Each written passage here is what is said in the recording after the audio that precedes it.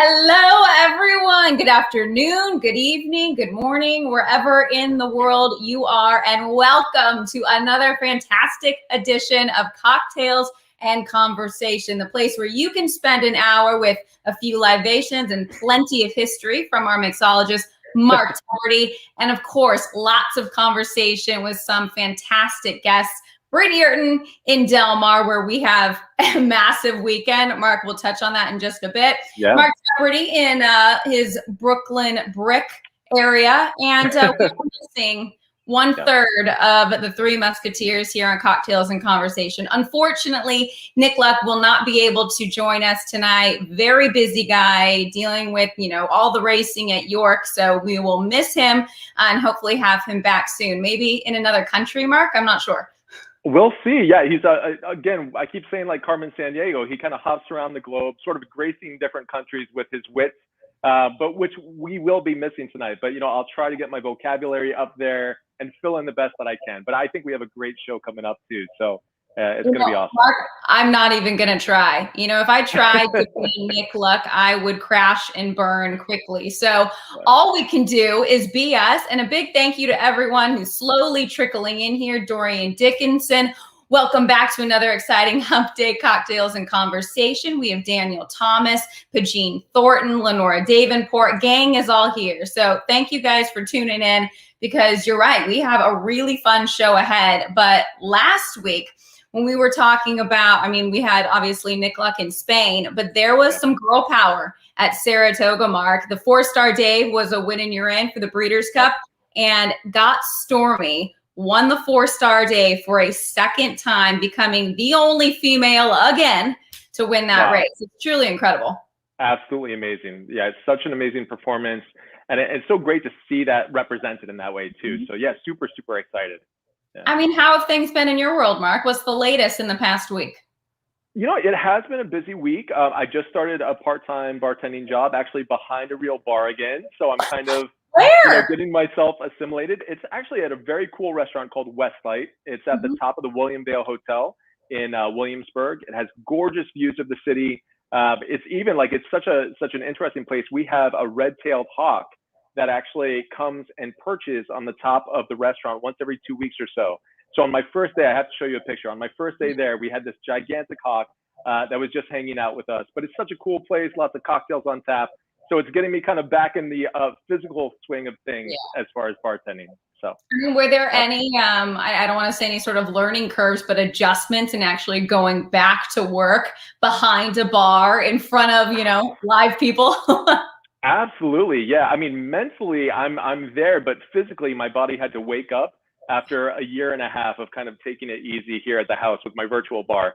So yeah, my body is still adjusting, but great people that I'm working with, a lot of interesting cocktails that they have on the menu. So yeah, it has been a great transition and a lot of fun. And in addition to that, just doing my virtual cocktail thing and looking forward to Wednesdays with you guys. I love that. And remind all of our viewers the website for your virtual cocktails, because obviously the world is going through a lot right now. Some people might not want to go back outside. Where can they have you basically doing this personally for them? Yeah, it would be fantastic. It's www.themtglassmixology.com.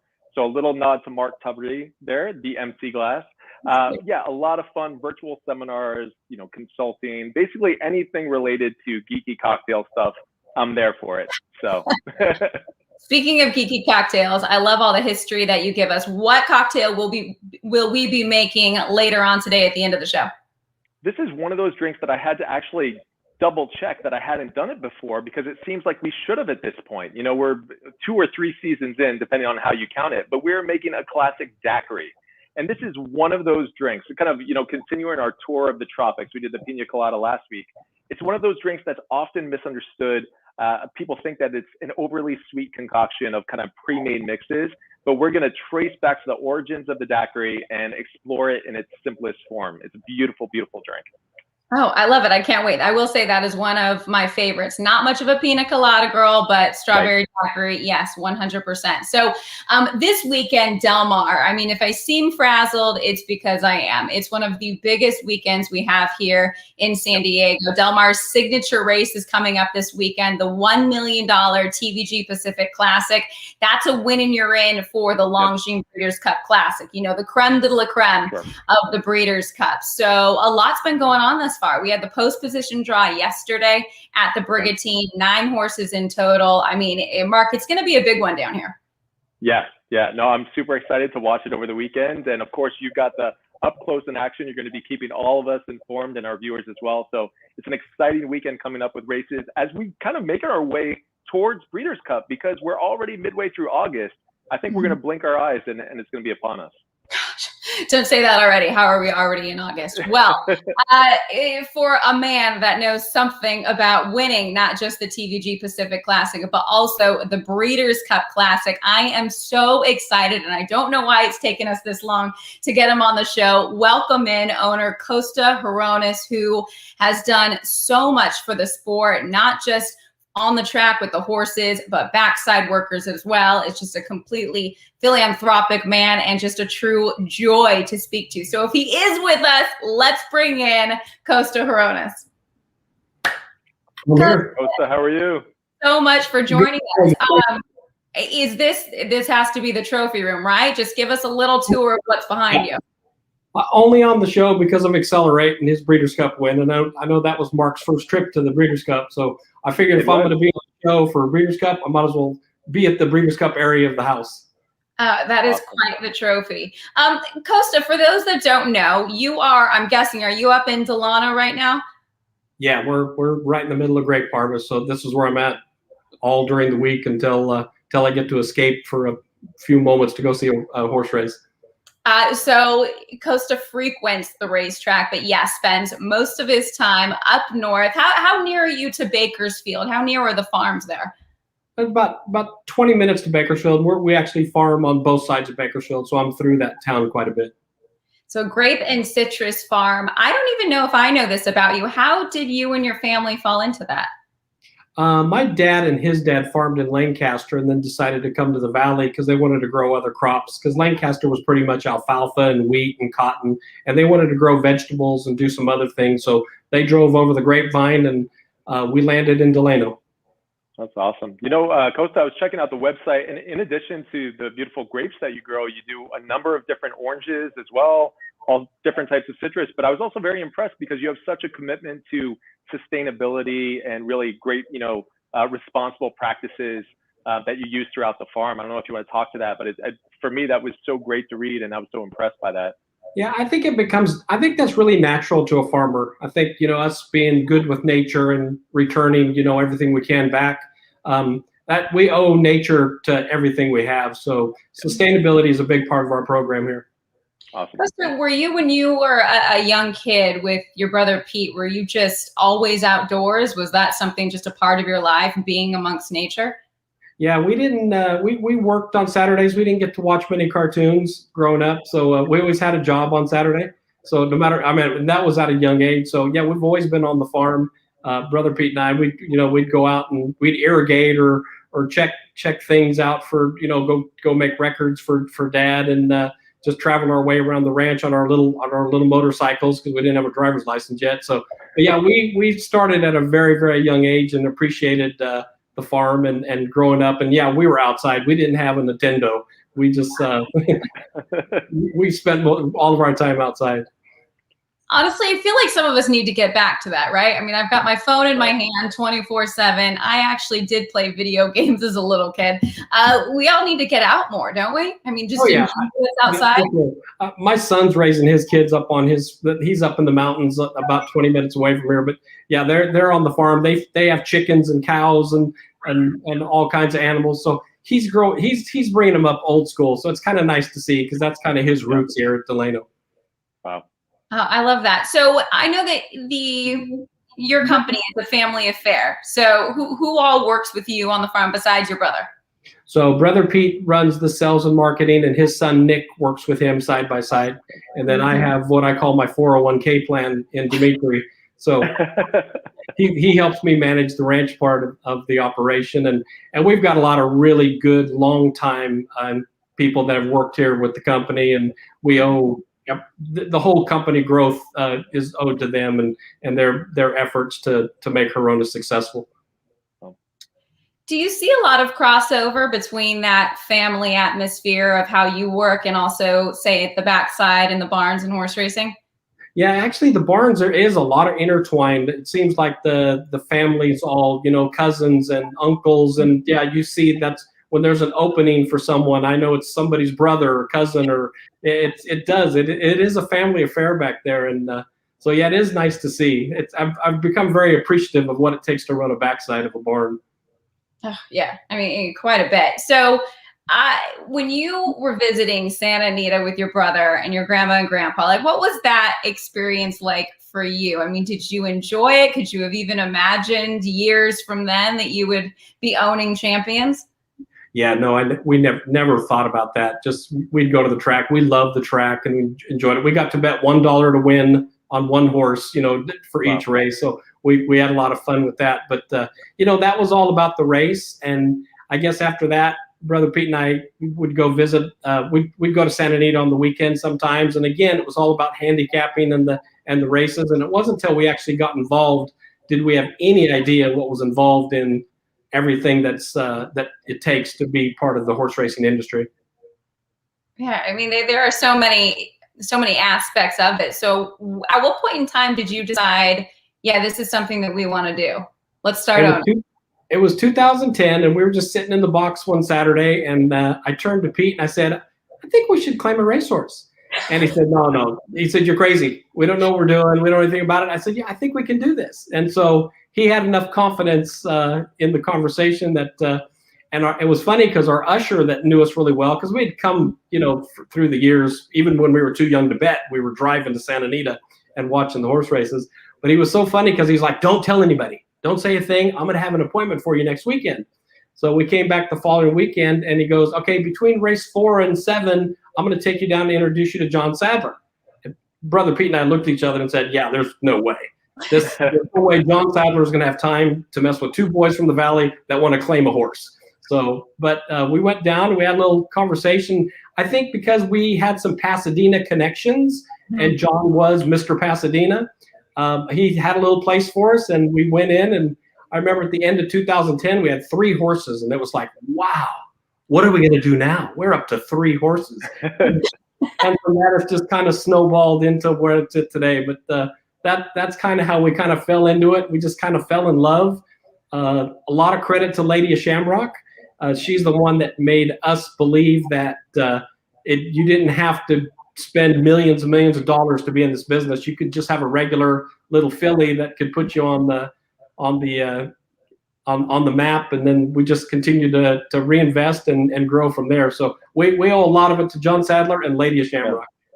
Costa, it seems like that whole relationship with John was serendipitous, like it was meant to be. And, from what I was reading about it, it seems like every step of the way, you guys have just complemented one another perfectly. I think I was reading a quote from you that said, you wouldn't tell John how to grow grapes, or he wouldn't tell you how to grow grapes, and you're not going to tell him necessarily how to manage every aspect of the horse racing industry.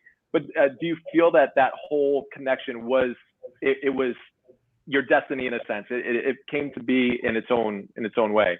It really was. I remember after a few months, he was going to go to the 2-year-old sale, and I went, "Oh, can Hronis be part of that?" And he went, "No, you can't be part of that. You're too new. We'll just see how things go. We're going to bring you along slowly." And so I think I really appreciate it, because that actually made a lot of sense as I look back now. Because to buy a yearling or a 2-year-old, that takes a lot of patience, takes a lot of time. When you claim a horse, you're back on the racetrack maybe in 4 weeks.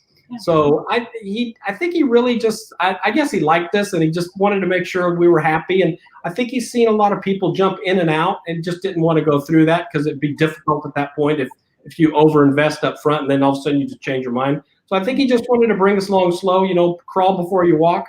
And so, yeah, we owe a lot to John and how he handled us. And, I've always said, besides training horses, he's trained the Hronis family how to be good owners. Oh, I love that. That's going to be something we use as a quote from here on out. At what point in time were you allowed to go to the 2-year-old sales? or is he still saying you're? Yeah, it was 2 years later. Yeah, we skipped another year, and then we got to go. I think in 2012 was our first, and we bought one.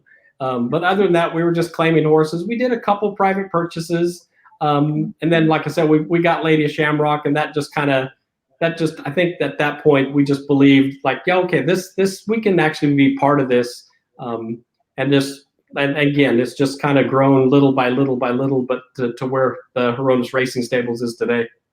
You'll recognize this name. Jody Vella Gregory said, I'm pretty sure cheering for Lady of Shamrock helped me get hired at Santa Anita the first time. So she currently, for those that don't know, works for the Stronach Group and runs the show, really. She's such an incredible talent. But yeah, she was a big fan of Lady of Shamrock and says that thank you, because that's basically how she got the job.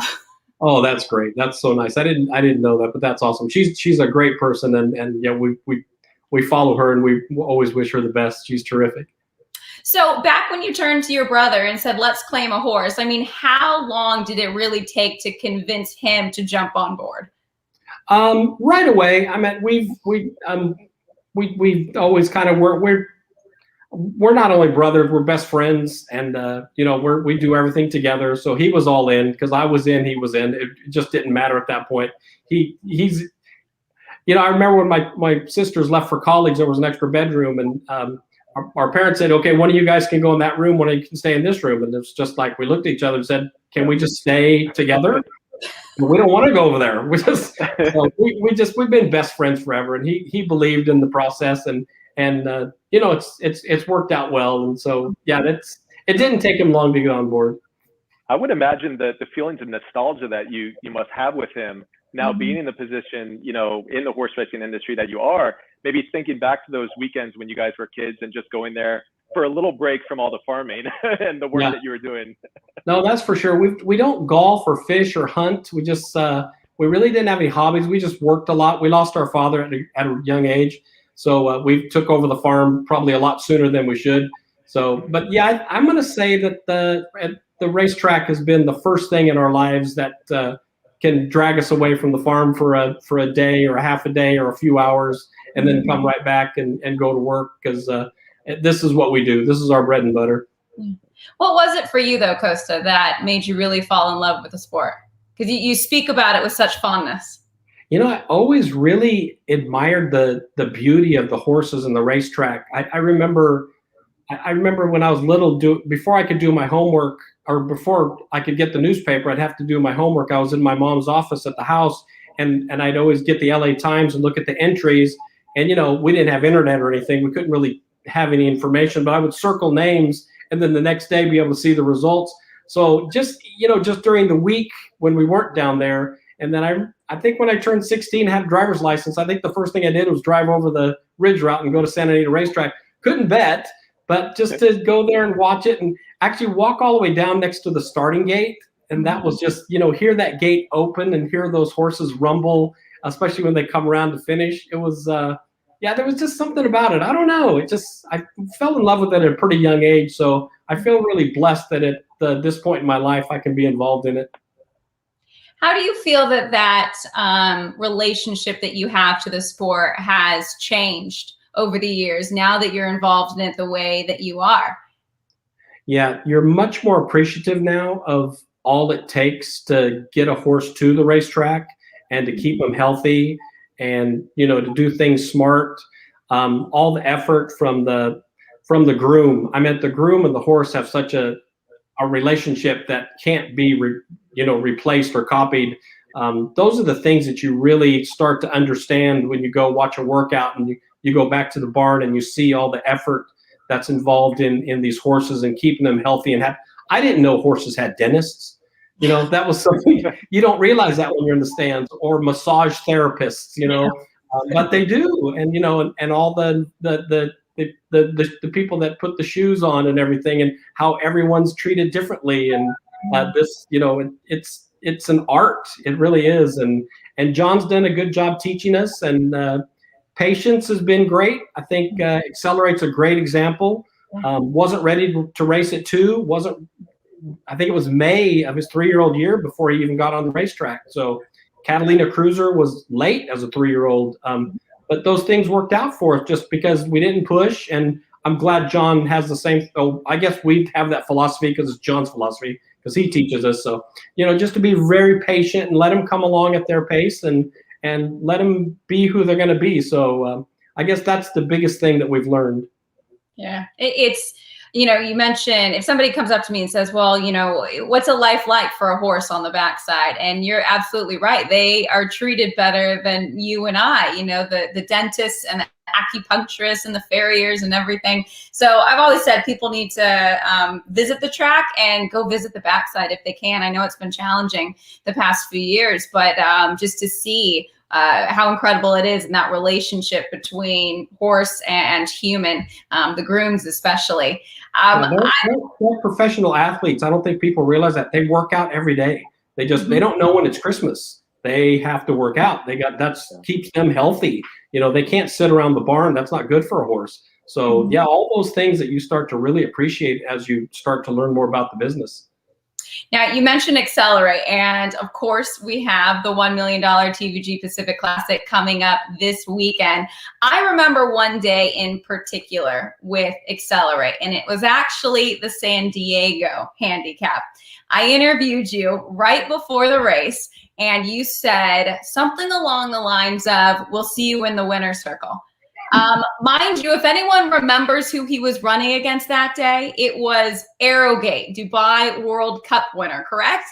Correct, at 1-9 odds. At 1-9 odds. So, Kosta, how much was that of you, being light about going against a 1-9 shot, having a good time? How much of it was confidence? Yeah, you could see, I guess Accelerate gave me the confidence because you could see him starting to blossom. And I thought on that day, I met Arrogate, who's one of the top racehorses in the country, in the world, actually.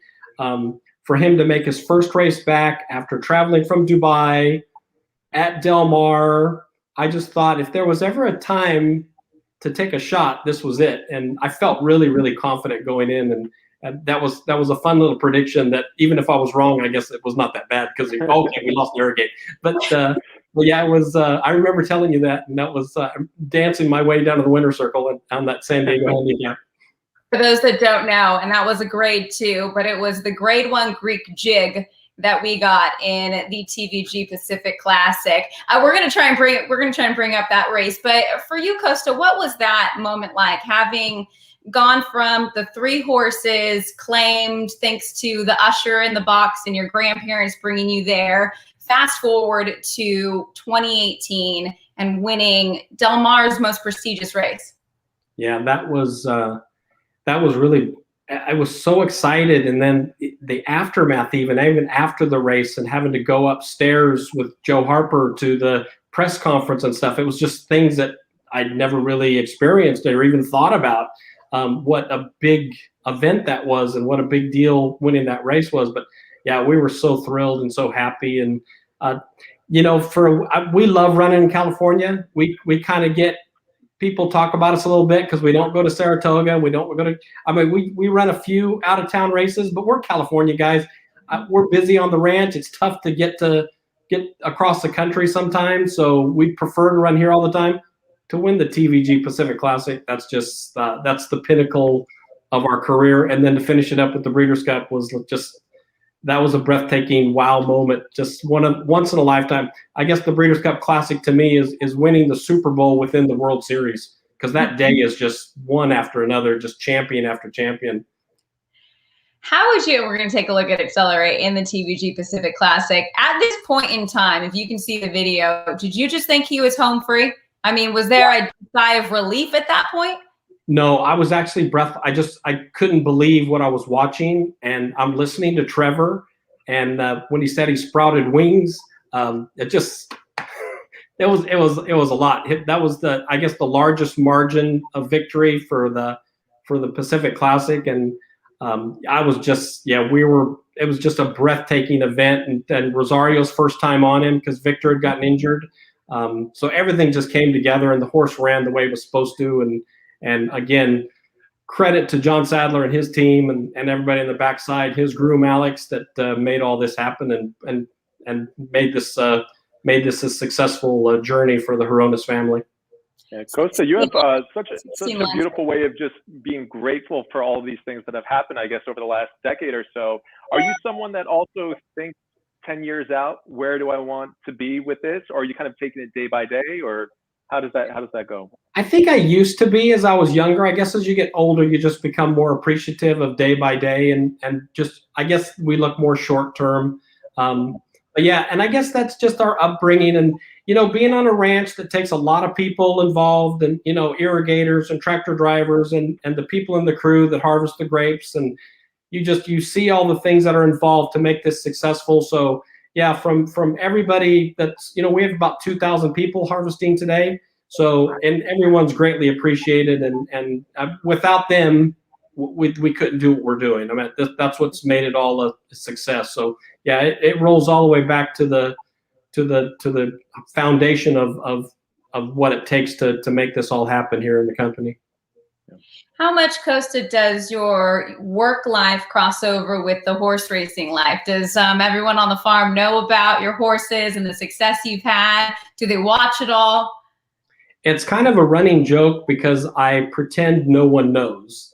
So the ranch is the ranch, and we go to work and we just nose to the grindstone. It will come up occasionally. I'll have someone stop me and say, "Oh, that was a great win on Sunday." I'm like, it could be just a forklift driver, somebody that, and it was just, but I pretend that that's like a different life and it doesn't exist. And we come back to work and we put our boots on and we go to work. The penny loafers are off and the boots are on.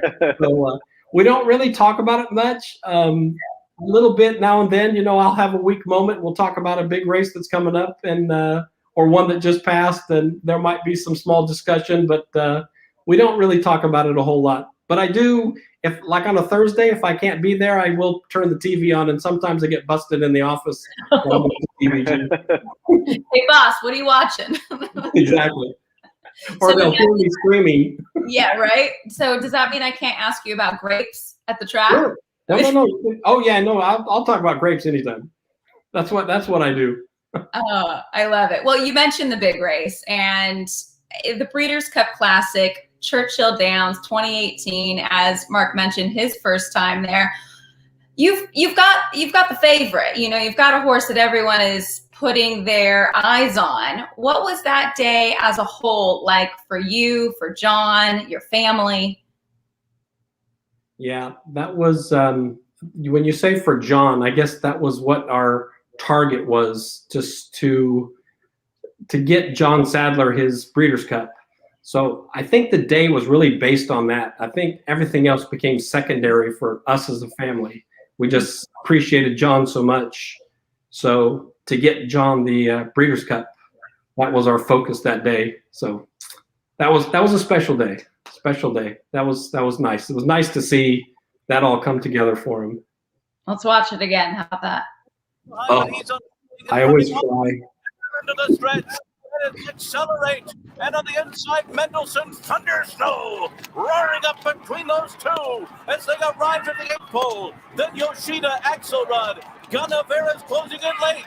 It is Accelerate. He's coming down to the 16th pole in front. Thundersnow on the inside is next. Then Mendelssohn, Ganavera, and Yoshida on the far outside. They're coming to the wire, and Accelerate wins the Breeders' Cup Classic for John Sadler. Ganavera was second, and then it was Yoshida and Thundersnow in a final time of 2:02.93. And Stephanie and Dimitri are hugging John. I think Brother Pete grabbed me. That was great. Let's do it again. One more time. I can tell, the emotion that you feel when speaking about John and getting that victory for him. And it was said in the call as well, because for those that don't know, I mean, John had a lot of runners in the Breeders' Cup and a lot of runners that had shown up, but not necessarily gotten their photo taken. And so that being his first victory in the Breeders' Cup's biggest race, you're more than just an owner-trainer relationship. It seems like you've become like a family. So what did that family moment mean to you and to him? Yeah, and you're a daughter of a trainer, so you understand this probably more than most, but how difficult it is to even get to the Breeders' Cup, just to even show up and get a place in one of the post positions. And actually, I'm going to give John a lot of credit. So he's had a lot of horses there, but I don't think he's had a lot of real fancy, horses, $1 million purchases and stuff that were expected to go there.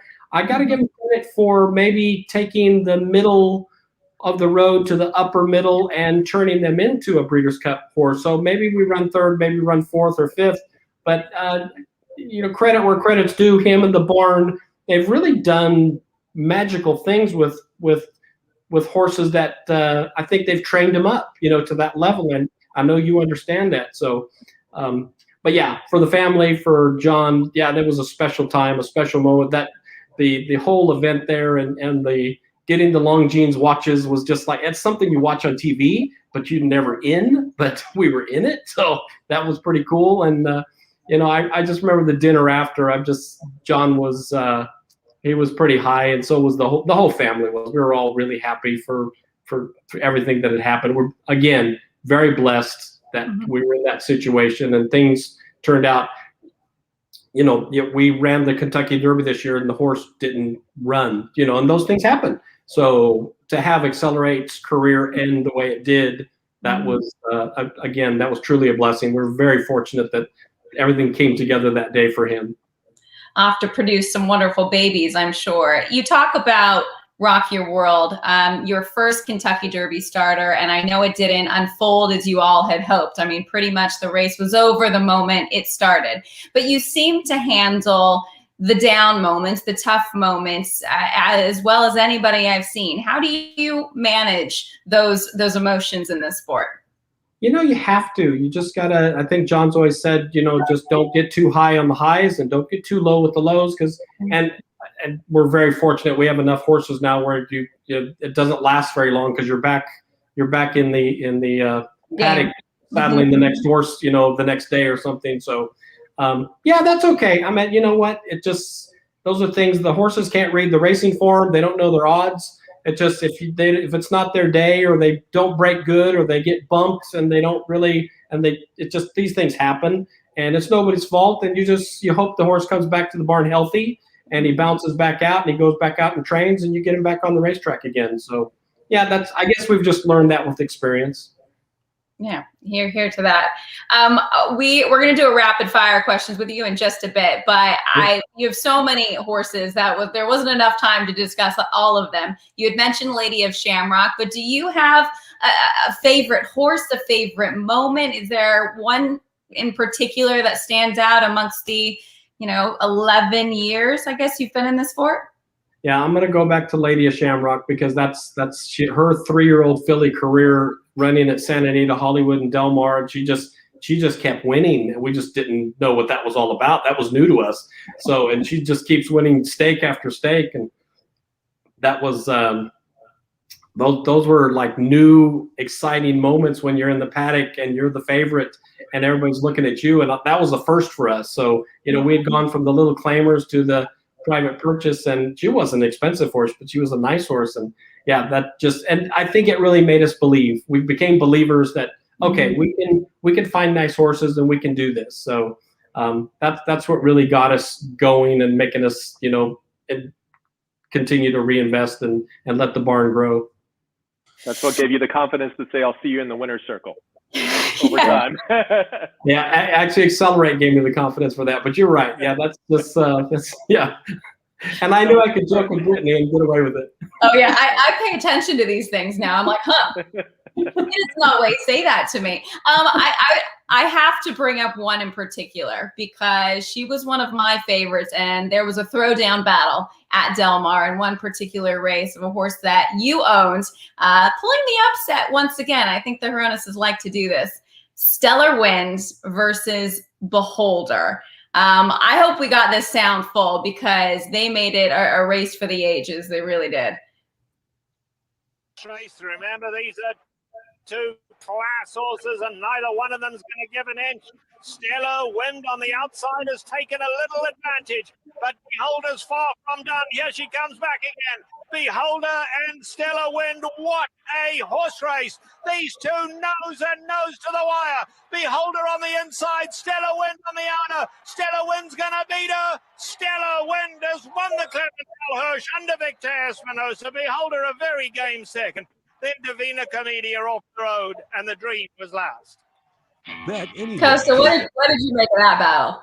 That was another 1-9. Why are you racing Beholder? Why aren't you going across the country and running an easier race? Because we could go to Del Mar. We couldn't go across the country. So we're going to race her. And, yeah, that's and when you have a horse like Stellar Wind, you knew you had a shot no matter what. Even though against Beholder, you knew you had a chance. And, again, we like racing in California. This is home. This is where we're at, and we can go and enjoy the race. So that's why we put her up against Beholder, and we were blessed. She was tough. That Stellar Wind was one tough filly. She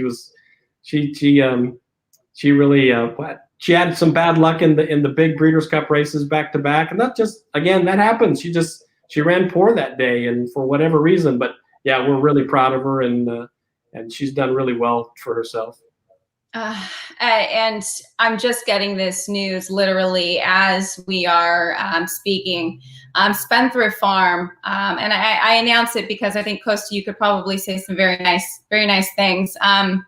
Spendthrift Farm just announced that they're saddened by the report of the passing of B. Wayne Hughes, who died peacefully today in his home at his beloved Spendthrift Farm with his loving family by his side. I bring that up as he was a very, very long time owner and supporter of the sport and owner of Champion Beholder. Costa, you know him. You know, you've known him well and raced against him many a times and worked with him. Just your thoughts, and I'm sorry to put you on the spot, but your thoughts of this incredible man. I mean, he's a legend to our business. I mean, he was the pinnacle. Spendthrift is the way he handles his business there, and everybody. He's got a huge fan base. Everybody really loved him and the way he did things. I went to Coco's to have breakfast just because I knew that's where he went. So I wanted to kind of follow in his footsteps. So that's really big news, and I'm sorry for that, to hear that. But what a legend, and I'm proud to say that we were able to be alongside of him and compete. Yeah. Costa, thank you for the words. Yes, our thoughts with the entire Hughes family and everyone at Spendthrift Farm. Just a truly, truly incredible man, and there's no doubt that his legacy will no doubt live on with his horses, his family, and everyone that knew him. So B. Wayne Hughes sadly passing away today. Costa, that especially goes to show how much this industry is really a family. You get to know people, you spend time with them, and they're more just than people you work with or competitors. Yeah, that's where all our weekends are. I kind of run in a pretty small circle, but yeah, I think Stephanie and I have made a lot of friends at the racetrack, and that's kind of our extended family now. That's where we're at every weekend. We don't go to Hawaii. We go to Del Mar and Santa Anita. I love it. It's your home away from home. Also a vacation, but time spent with new family and friends. That's for sure. I had mentioned this to Mark earlier, but your wife, Stephanie, she is newly on the TOC board, Thoroughbred Owners of California. I'm on the board with her for the Safety Net Foundation. That's a part of the Jockey Club. Why has giving back to the sport been so important for you and your family? Yeah, and Stephanie's just got that running in her blood. I mean, she loves the backside. She joined the Gregskin for that reason. She makes sure that she has parties at the barn and everybody for breakfast, lunch, or dinner, whatever it is. And I just think we have a responsibility as owners to show our appreciation and be involved in all the areas that are important to us. We can't do them all, but we can pick out the ones that we think we can add something to. And I think she believes that she has something to bring to the table. I don't think she'll just go and sit in a chair and vote. I think she wants to be able to add something and be part of the process. So I think that's important for wherever you feel like you fit in with Toba and the TOC and the Gregskin, and now the Fashionable Fillies, which she's really enjoying because she wants to bring women into horse racing. And so those are all things that I think she feels that she could be of value. And already has, both of you. All right, it is now time for our rapid fire questions. Okay, Costa, so we're just going to throw them out at you, go back and forth here. Do my best. First thing that comes into mind, okay, so if we can get the countdown clock up. Mark, do you want me to start first or do you want to go first? You go ahead and start first. I'm going to try to fill in for Nick as best as I can, if it's possible. Okay. At least we don't have to have somebody naming all of the accolades in rapid fire fashion like Nick would of Kosta Hronis. Okay, can we get the countdown clock up, or I'm just going to start. This is how it goes sometimes. We're ready. There we go. Okay, 2 minutes. Let's do this. What do you like to do in your spare time when not at the races? Oh, I'm going to sit and watch baseball. I'll be at the Dodger game watching baseball. Nice. Kosta, what is your favorite track? Santa Anita's home. Okay. Your favorite pizza topping? Do you like pizza? Hawaiian pizza. Whoever decided to put pineapple on pizza is a genius. Brilliant. You can have an entire debate just about that. I don't want anything on my pizza. Kosta, do you have any pets? We have 3 cats. Okay. What are their names? They're outside cats, no inside. I'm the only animal allowed in the house. Tigger, Buster, and Hunter. Buster was my first dog. What is your favorite restaurant? Oh, Santorini's in Pasadena. Oh, I don't think I've ever been. Do you have a favorite song? I've got a very I've got everything on my iTunes, so I don't really have a favorite. I listen to everything from gospel to country to rap to jazz. I mean, I listen to everything. Okay. Nice. Did we get? I love it. An eclectic mix. Who is your biggest hero? Besides Gary Barber, I think I'm just gonna stick with Gary because every time I turn on TVG, I see Gary Barber's silks. So he's my hero. We gotta get him on here. All right, 21 seconds. Go. Yep. So what sports teams do you cheer for? I know they're gonna be California. Lakers, Dodgers, Patriots/Rams. Ooh. All right, favorite racehorse we already know. If you could travel anywhere in the world, where would you go? Oh, I guess just to Pasadena. I love Pasadena. I don't know if that's sweet or sad at the same time. I'm a pretty simple guy. We have one question that we ask everybody at the very end. If you could have dinner with anyone in the world, alive or past, who would it be? I'm going to say my dad. Where would you go? Where would you take your dad? We'd have to go to Santorini's. It's Greek food. He'd love that. I love that. I need to try that.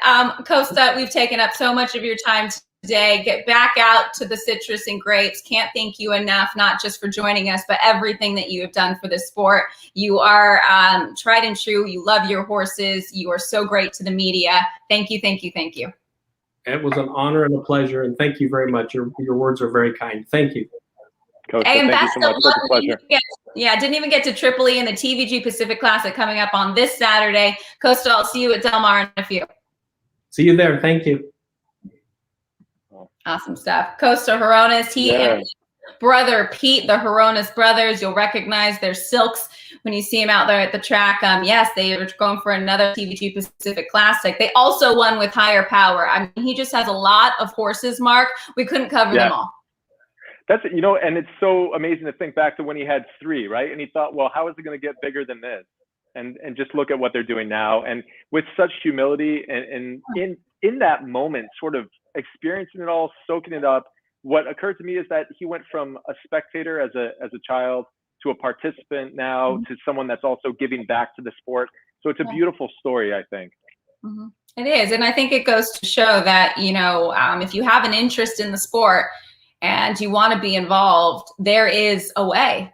There's so many avenues for you to get involved, whether it be, working or in the corporate side of things or in the breeding side of things or as an owner. There's just so many ways to get involved. And so that's particularly what I enjoy about this show, being able to showcase the different sides of it and hearing stories such as that, and how people got involved. I think our group is probably quite parched. So Mark, I am going to let you take it away. The floor is yours for a delicious strawberry daiquiri. Thank you. Yeah, it is hump day, as Dorian Dickinson said. So we all need a good cocktail at this point. And this is one of those classic cocktails. I'm happy to hear that it's one of your favorites as well. You know, this idea of lime juice and sugar and rum being mixed together was probably being done even by sailors back in the 18th century. But it didn't really come into a solid cocktail form until the turn of the 20th century, at which point a man by the name of Jennings Cox, who was an American mining engineer. He was actually living in Cuba during the Spanish-American War. And he took those three simple ingredients and combined them in just the right ratio. So let's say maybe a teaspoon of sugar, the juice of one lime, and a couple ounces of rum. And at that time, it was being served on ice in a highball glass. It has since kind of evolved from there.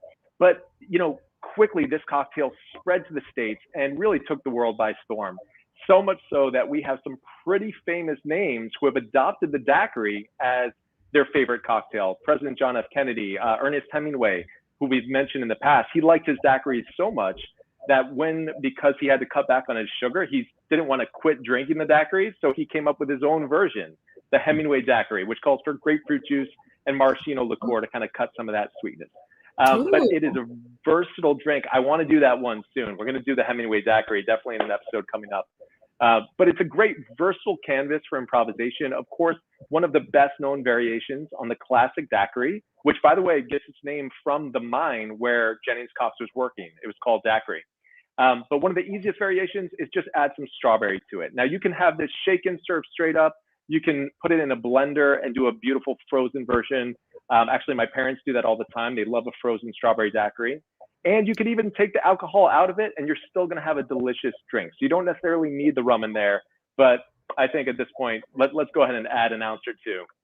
So this is interesting because now I'm confused. Every time I've ordered a strawberry daiquiri, has it had rum in it? Because I told you all last week, I thought I was allergic to rum, but I definitely don't get bothered by a strawberry daiquiri.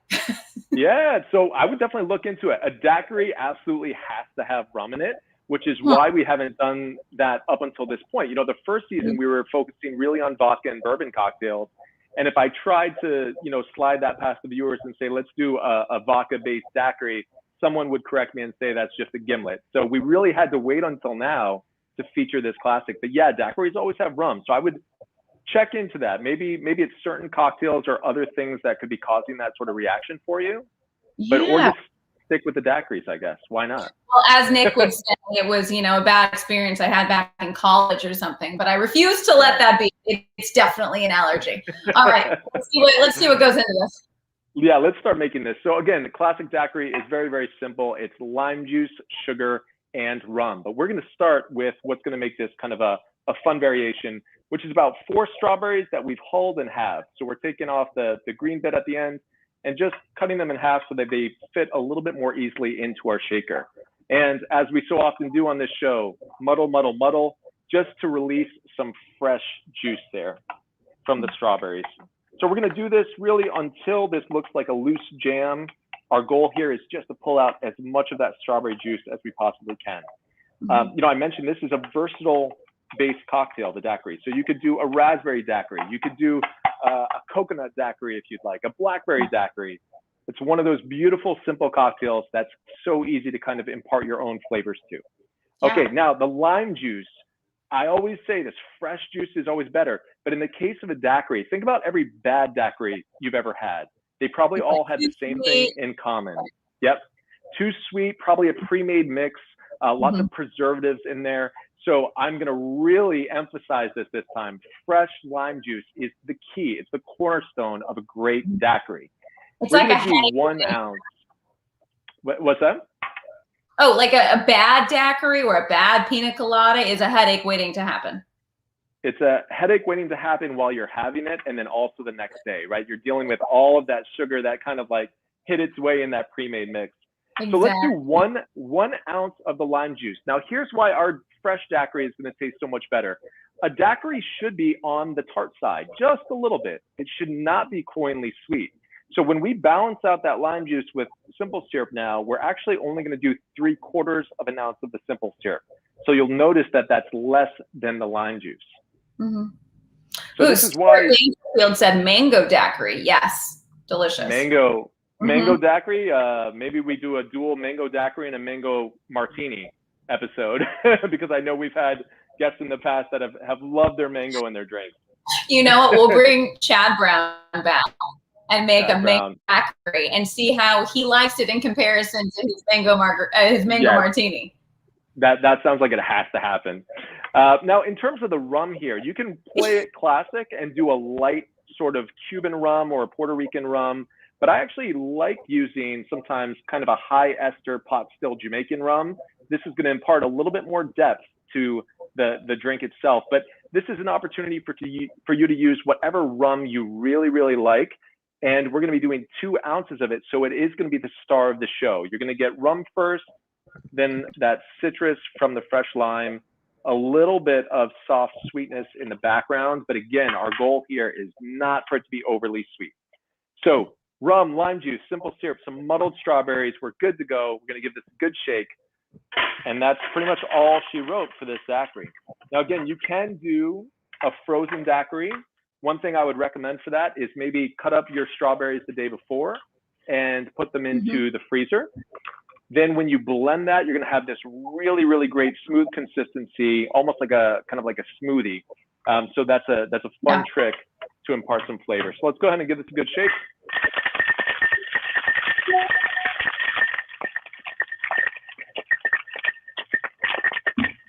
I'm not going to pretend to be Nick right now.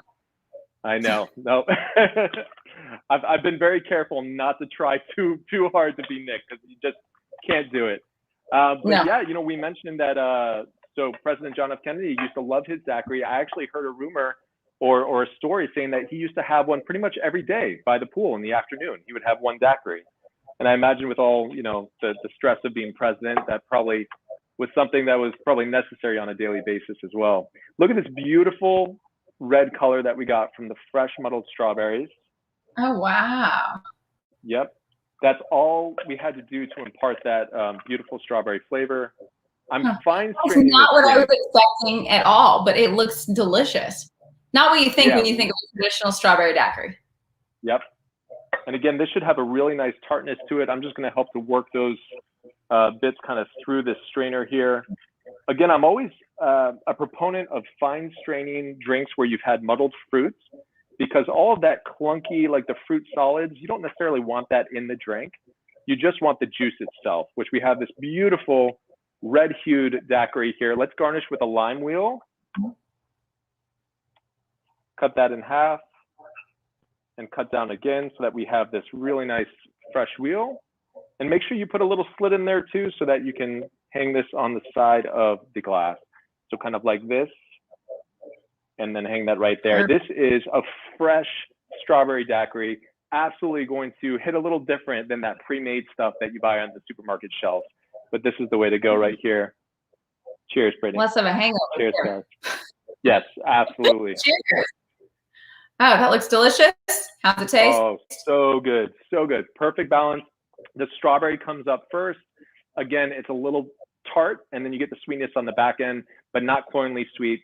And it features that rum, which is the best part. Makes it the star of the show. So cheers.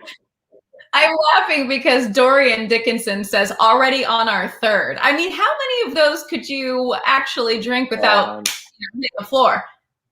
I saw on Instagram too that the Dickinsons invested in some tiki, I think, tablecloth or something like that. So they're really living up the whole experience. I have so much admiration for them because they really, really make this show a fun experience each week, which we try to do as well. But yeah, I'd say let's let 2 or 3 of them, but probably not more than that, simply because the sugar will catch up with you. But in the meantime, cheers, and we'll enjoy this one. Well, we've got an extra shot today, something new.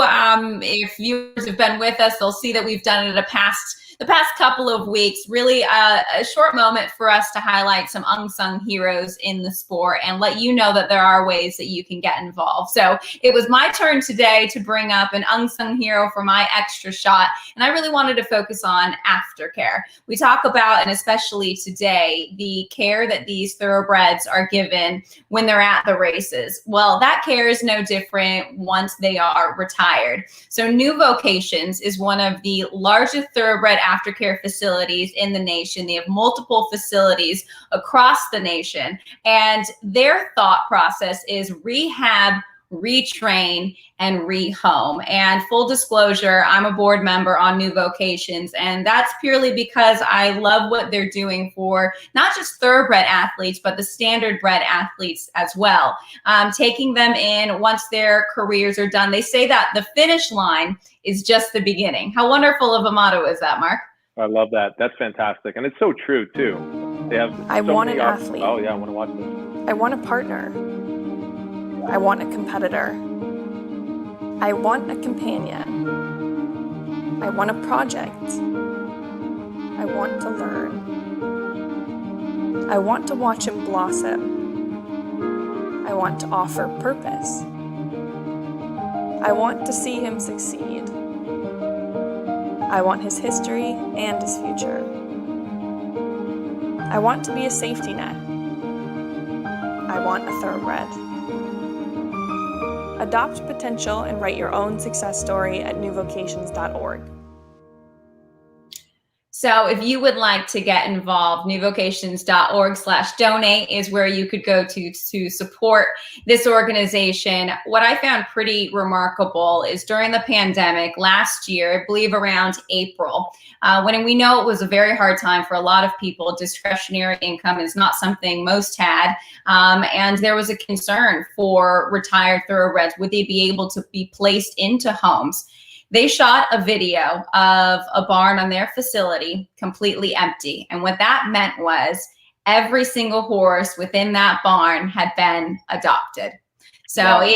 it just makes me emotional to think in a good way, the support that people have shown these thoroughbred and standardbred athletes after their racing career is over, giving them these new vocations, these new lease on life in terms of, okay, they don't want to be a racehorse anymore. They could be a jumper. They could be a pony horse, a trail horse, get involved in dressage. It's wonderful to see. So New Vocations, headed by Anna Ford.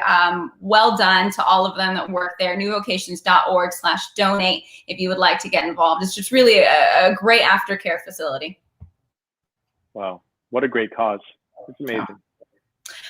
And with that, and a strong tie to New Vocations, I just wanted to touch on it one more time, the incredibly saddening news of the passing of a stalwart of our sport, B. Wayne Hughes of Spendthrift Farm, also of Public Storage. He passed away today. It was announced by Spendthrift Farm on their Twitter. 1933, he was born, lived a long and full life until 2021.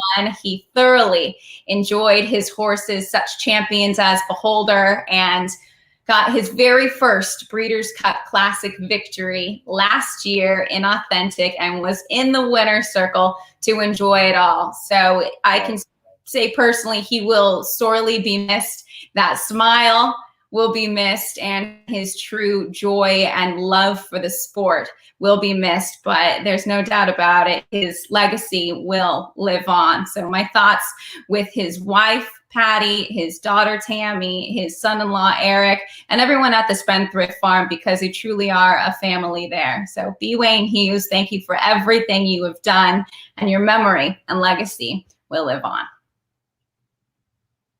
So Mark, thank you for being my co-host today. Oh, thank you for allowing me to be your co-host. Yeah, what a fantastic time with Kosta. Such a gracious person, so humble, so, it's just beautiful to see him become immersed in this sport that he's obviously cared about since he was a child. So really fantastic to have him on. And as always, great to see you, Brittany. And thank you to all of our viewers who are so supportive, coming every week and being with us. So it's really been a fantastic show. Yeah, no, and we genuinely mean it. It's fun each and every week to be doing this with you guys, still virtually. I know the world, we are still adjusting to things. So thank you for spending this hour with us. Hopefully we bring you some good stories. I know Mark is bringing you some delicious cocktails. So until next week, don't forget the TVG Pacific Classic, $1 million on the line, as well as a spot in the Longines Breeders Cup Classic. That is Saturday. You can catch it on TVG. And with that, let's roll out with one famous Pacific Classic winner in Accelerate. Good night, everybody. Accelerates in there, ready for the start.